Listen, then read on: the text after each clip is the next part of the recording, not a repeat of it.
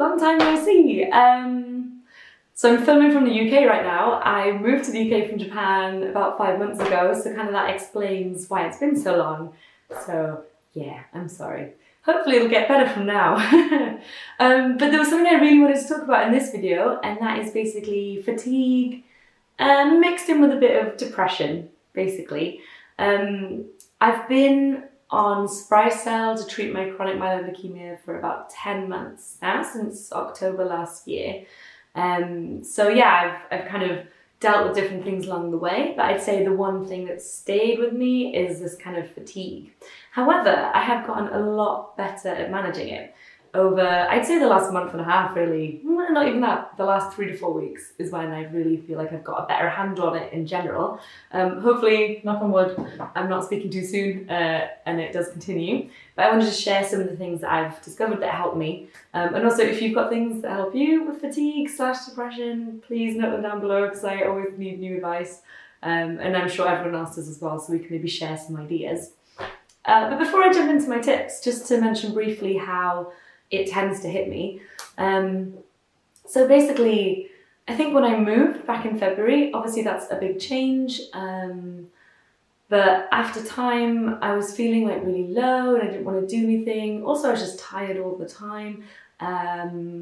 If I'd had my way, I probably would have just sat at home alone, watching a lot of Grey's Anatomy, guilty pleasure, and films and just, you know, doing nothing really. And I was just not wanting to talk to people as well, and just, like I said, feeling really, really tired and quite weak. It wouldn't happen all the time, so it would happen for maybe stretches of like 2 to 3 weeks, and then I'd feel better for a while, and then it would start to get a bit worse again. But I just remember one instance in particular where I was just basically close to tears most days, and just really not feeling well, and really just not having the energy to do much. And then I forgot to take my sprycel for one night, and I woke up feeling so much better. It was like I'd walked out of this fog, and it was just like a little reminder to myself, like, duh, you're taking this medication, which, okay, brilliant, saving your life, is also incredibly hard. And you're not, because I was beating myself up about it. I was like, why am I being like this? Why can't I enjoy the move? Did I make the wrong choice? Do I want to still be in Japan? But that was just a little reminder, like, no. It's the medicine. You'd probably be fine if you weren't taking it, leukemia aside. Yeah, so that was something that hit me, and I thought, okay, well, there must be a way for me to control this in a better way. And at the time, I wasn't able to see a doctor for a long time too, so I was kind of thinking about this for myself. But I now have a list of 7 things that really helped me, so I'm going to pass them on to you and see if it's helpful for you guys. So first one, it's so basic, it's so easy. It's just going to bed earlier. I've fought this, I think, for a long time. I don't know why exactly, it's hard for me to remember.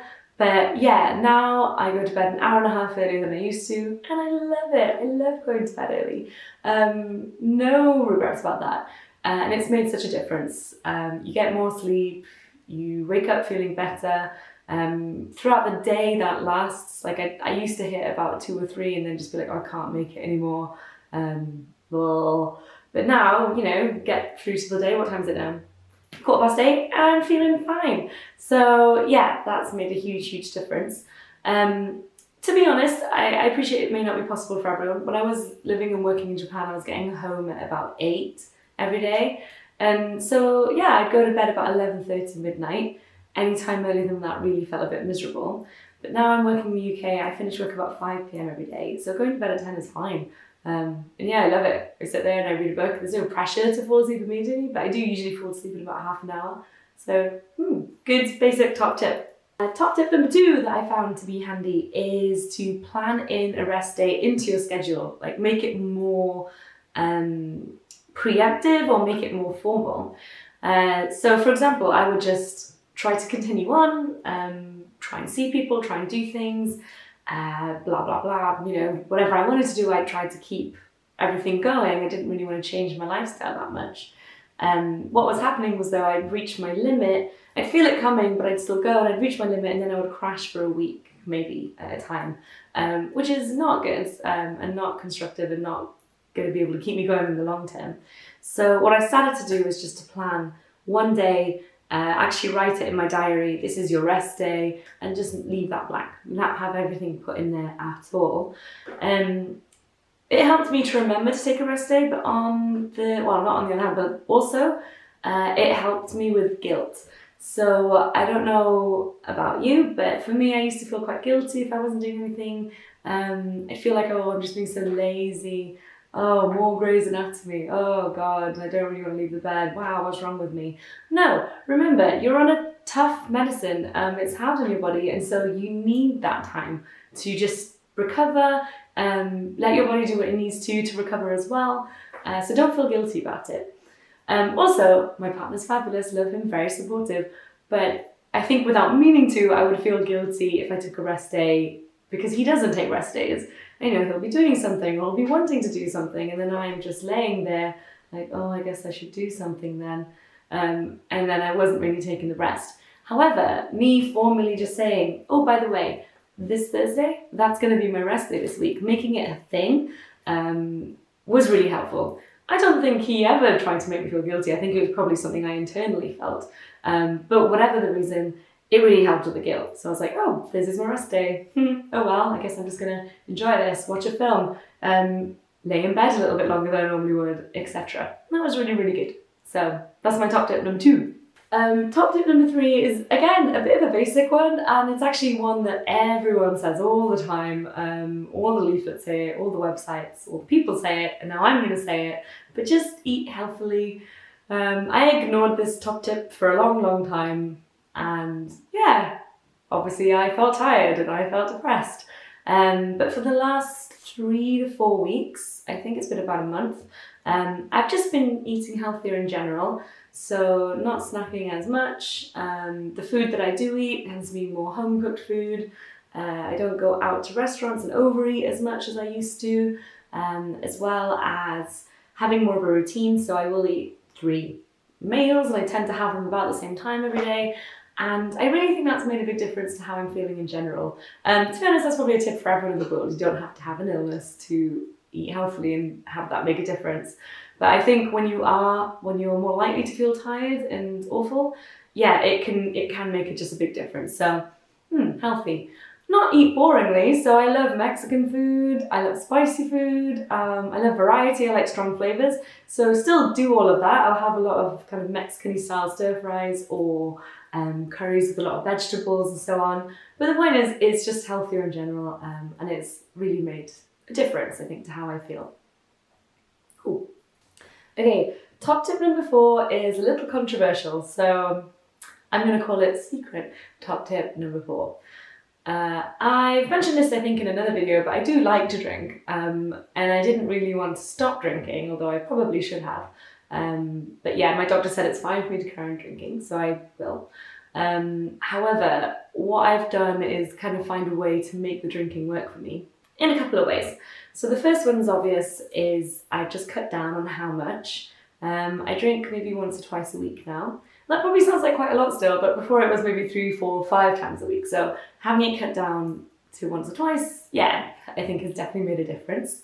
But another thing that's made a difference, and this is where it's like controversial, this is why it has to be a secret tip, is that I kind of have permission from myself and unofficially from my doctor maybe to occasionally skip a dose if I want to have a big night. So let me give you an example. So let me give you the kind of reasoning for this. I did ask my doctor. I didn't just do this, willy-nilly. I did ask, hypothetically, if I was to sometimes skip a dose, would that be the end of the world? And he told me, first, officially, you should never skip a dose. But secondly, the reality of it is that most people don't take their medication as prescribed, although they should, and we want them to.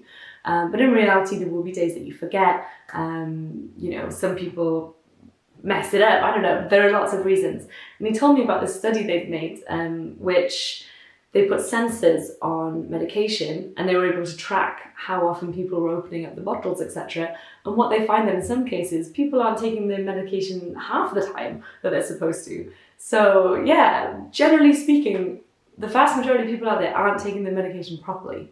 Obviously that doesn't mean that you shouldn't be taking it properly. You should be taking it properly for it to be effective. But I think in general, I'm really, really good at taking my meds. I've taken it every day. There've been maybe 3 or 4 slip-ups where I've forgotten over 10 months, which I really don't think is terrible. And therefore, I have decided to give myself permission, if I think there's going to be a good night that I would like to go to and I would like to drink a good amount at, and not feel like dying for a week, that I'm allowed to skip that 1 dose. And that's been working really, really well so far. So I've only been doing it for about a month. But to illustrate my point, I have a group of friends. We're a group of 5 people and we're kind of spread out over the country. So we don't see each other that often. But about 2 months ago, they came to visit me. They stayed the weekend. So the first night was fine. We had some drinks at home and then went to bed. And the second day we went to a music festival type thing and we continued to drink. And I took sprycel on both of those days. Now on the second day I was already starting to feel like quite tired, but I was excited my friends were there and I was pushing through and I was like, I'm going to do this.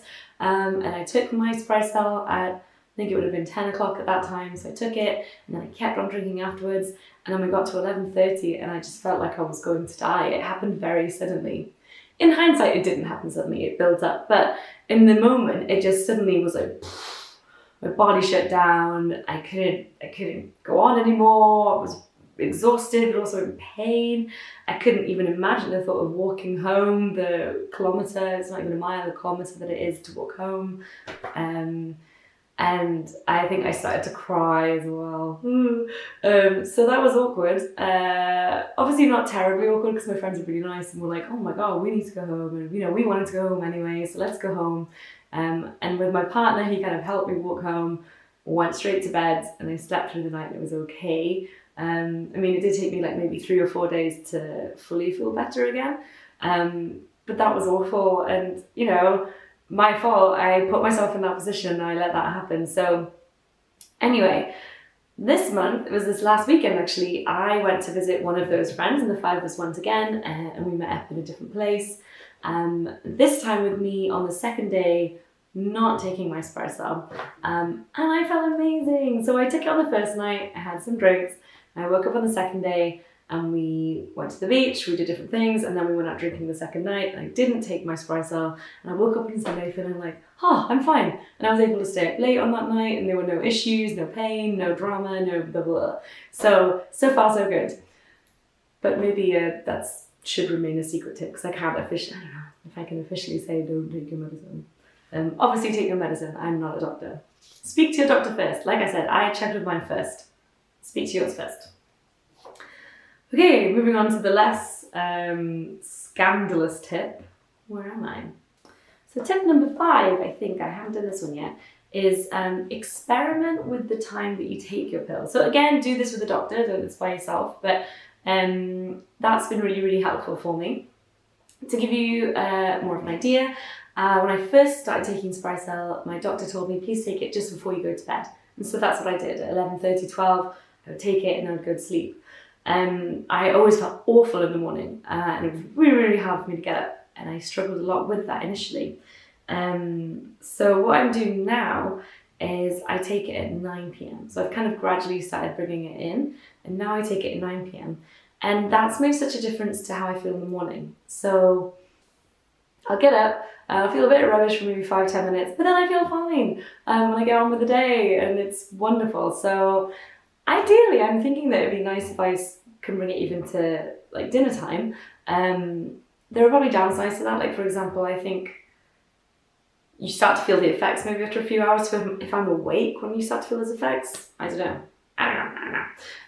If you've got comments about that, please let me know. But I just think that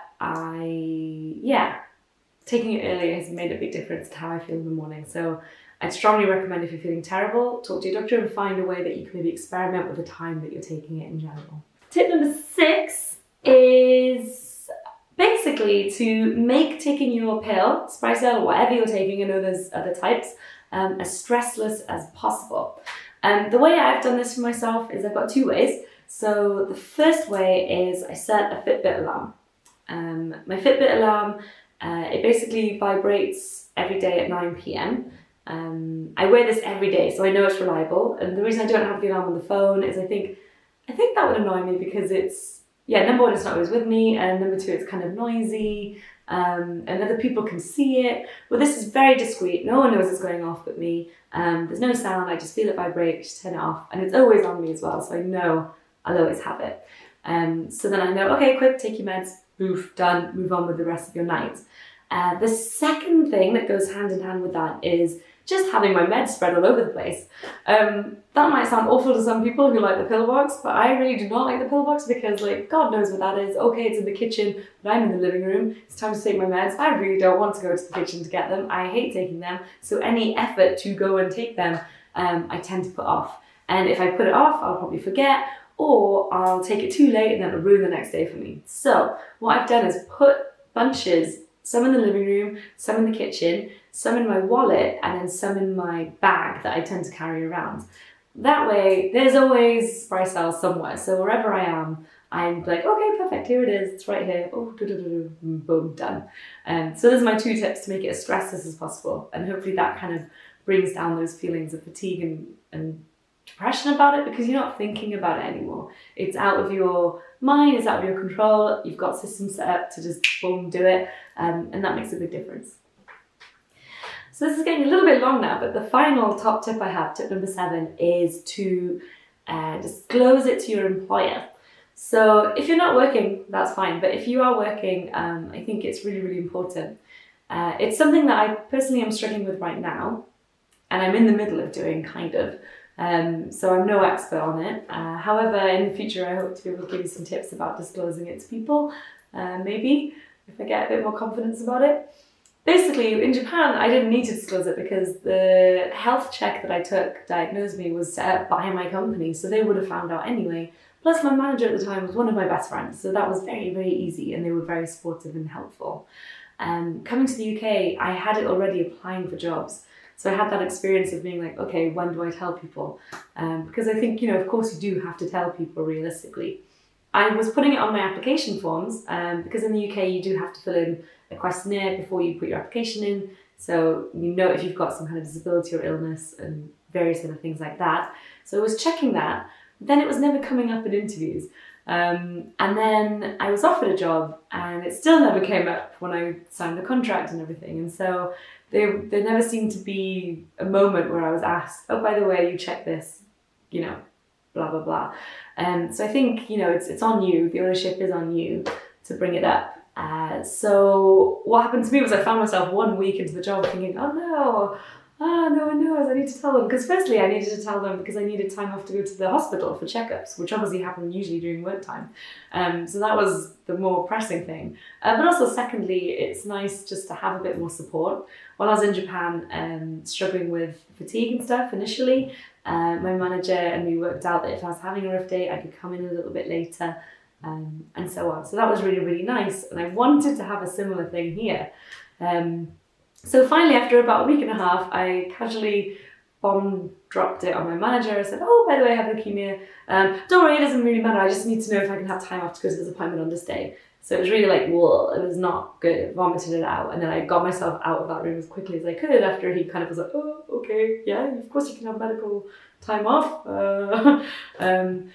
Anyway, but my new manager is also incredibly supportive. And all employers generally are going to be supportive, I'd imagine.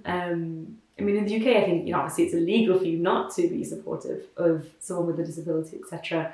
Can't speak for all other countries. But yeah, it's your right, to have this medical time off and to have the support that you need to do your work. And so since that time I dropped the bomb, I've had a couple of mini discussions with my manager. All of them have been a little bit uncomfortable. So finally in the last discussion, he just said, you know what, why don't you email me everything that I need to know? And then I'll know, I'll understand things a bit better. And that was ideal. So I just sent him an email yesterday, actually, explaining the diagnosis, explaining the pills, explaining the side effects, explaining the fatigue as well. And now that's all laid out in a nice email. He has it, he knows what he needs to know. And yeah, it makes me feel a little bit better. Right now, I'm not going to approach about coming in later because, like I said, all these tips mean I'm managing the fatigue a lot better. I probably won't need to take that time. However, now and again, for no reason, even though I'm doing the best that I can, there'll be a day where I'm just like, hit by this fatigue monster or whatever, and this like overwhelming sense of not depression, well maybe depression, I don't know, I've never had depression before, but it feels like that anyway, just really hard to do anything. And so maybe if I get one of those days, now that he knows everything, I'll feel a lot better about just sending an email to say, look, today, can I take a sick day because of side effects? Whereas before I maybe would have felt the need to either go in and suffer and hate every minute and probably then suffer for longer, or just lie about it, which is not great, I'm not a good liar, and also feel guilt about it the next day because I'd lied about it. Whereas this way it's going to feel a lot more legitimate if I take that sick day, they know why, it's completely legitimate, and I just found that to be something really, really helpful. Hopefully, I don't know, I say that, I only did this yesterday, but I do feel better about it, yeah. Like I said, after I've had a bit more confidence, I wanted to make a video about disclosing to employers. I'm going to do more research into that and kind of look at ways. But as I said, I think this is a really great opportunity to share thoughts and ideas about how you manage different side effects. I'm still fairly new to sprycel, it's been less than a year, although I feel like it's been forever now. And so, yeah, some of my tips may be a bit obvious, I guess. But yeah, if you're just starting out, these might be helpful for you. And then if you've been on sprycel or another drug similar for a long time, maybe you've got some really good sage advice to give us. So yeah, feel free to comment that below. Hopefully the next video is up sooner. It should be. I've got no more excuses now. I'm settled. So yay, thank you. See you next time. Bye.